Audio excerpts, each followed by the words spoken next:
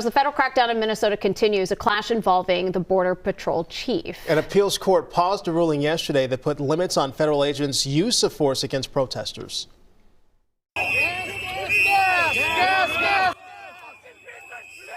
Hours after that reversal, this was the scene. This was in South Minneapolis. Border Patrol Chief Greg Bovino and other federal agents using chemical irritants in a clash with protesters. It started at this gas station in Minneapolis and then moved into a neighborhood park. Minneapolis City Council member Jason Chavez was there. Eyes in pain, itchy face, couldn't breathe. You now have this green smoke, this weapon of war in the air next to apartment units, next to residents' homes.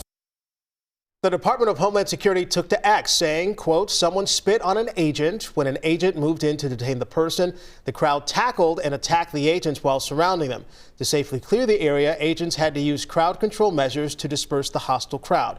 Councilmember Chavez says he saw one person detained, but with the federal court ruling pausing protester protections, Chavez is even more concerned for public safety. Now, the Department of Homeland Security is right now holding an update here. This is on operations in Minnesota. This is at the Whipple Federal Building, where we have seen protests over the past 2 weeks. This here speaking now, this is Marcos Charles. He is the ICE Executive Assistant Director of Enforcement and Removal Operations. Let's listen into what he has to say. Understands that ICE is only in this state to pick up the ball that local leadership has dropped.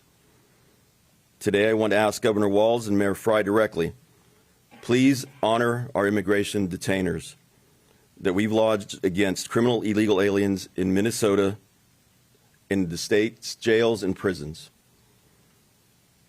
Please work with us instead of against us. Please remember the victims whose voices are no longer here to speak for themselves. Please stop creating obstacles to keep Minnesotans safe. We're all on the same team, and our cooperation will save lives. I'd like to turn this over to Commander Greg Bovino. Thank you, sir. Thank you, sir. All right. Well, good morning. I'm Greg Bovino, Commander at Large of Customs and Border Patrol Assets here in this great city of Minneapolis, Minnesota. I'm glad to be here this morning. I'll make a few remarks and then we're going to open this up to questions. Please hold all questions until the end. Now, folks, we've seen the excellent work that Mr. Marcos Charles has detailed here. This excellent work on these screens here. Marcos, you and your team are out there every day, Border Patrol, ICE, and those allied teams, and they're taking these folks off the streets. These folks were walking the streets less than 24 hours ago.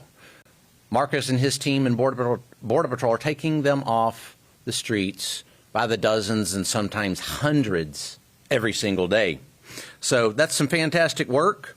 We want to continue to accomplish that work. But what I would like to touch upon this morning is how much better this work could be. How much better can we do what we do? And how much better for who? For you, which you being Ma and Pa America and the taxpayer, how much better this work can be for the taxpayer. Now, better to the citizens here of Minneapolis as well. Minneapolis 2020 riots, this most current influx of anarchists and folks that want to disparage and occlude this Title VIII law enforcement mission. So we can do this much better for the citizens of Minneapolis. And what this revolves around is the climate, the current climate surrounding law enforcement and this Title VIII mission in which ICE, Border Patrol, and these allied teams are fighting so hard to accomplish. Now, this climate that we talk about is not very favorable right now in Minneapolis. I just put that as our first point. It's not very favorable to federal law enforcement here in Minneapolis.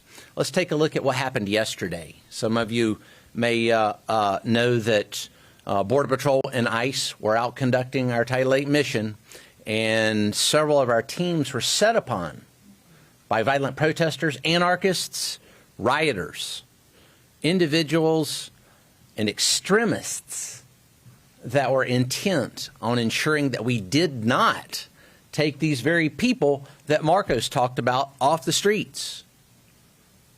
Intent that we would not arrest these individuals, these illegal aliens that prey upon mom and pop America every single day. So yesterday I had the fortunate opportunity to once again work with those fine agents in ICE and Border Patrol. And in doing so, from the very beginning of the shift all the way through the end of the shift, all day long, it was a running battle with those very extremists that I've talked about. So as we were looking to conduct that targeted enforcement against some very vile criminals, we were met with resistance. One of those criminals that we were after was Victor Urice, Mr. Victor Urice, a target that we were after yesterday. This individual is a convicted felon from Mexico with serious weapons offenses, fleeing from police, and a criminal rap sheet so long that I can't remember it all. That's who we were after yesterday. Now, as we were after Mr. Urice, we were set upon rioters who tried to stop us at every point yesterday. Simply using the restroom at a gas station was met with significant resistance. A lot of people would call that stalking. I don't think any of us would like to be stalked, but being stalked for 8 or 10 hours at a time is not a very favorable climate. Hey, folks, where were the cops yesterday? Where was Minneapolis Police Department during that 8-hour stalking events? Anybody care to venture a guess? I'd like to venture a guess, and it's I don't know. So it's that climate we're talking about. Violent mobs, rioters, who became violent towards the end of the day. Our very last stop at a gas station was met with violence. Individuals that perpetrated violence against our Border Patrol agents, forcing us to take action, not against Victor Urice, the individual that we were after, but to take action against those violent anarchists who didn't want us to catch Victor Urice, if you can believe that. Absolutely unbelievable. Hey, where were the cops? So that is Commander Gregory Bovino. He is the head of ICE. This is a briefing from the ICE operations here in Minnesota. He's talking about the work, the law enforcement, the federal enforcement, immigration enforcement happening here in Minnesota. He said that the current climate here in Minnesota is not favorable.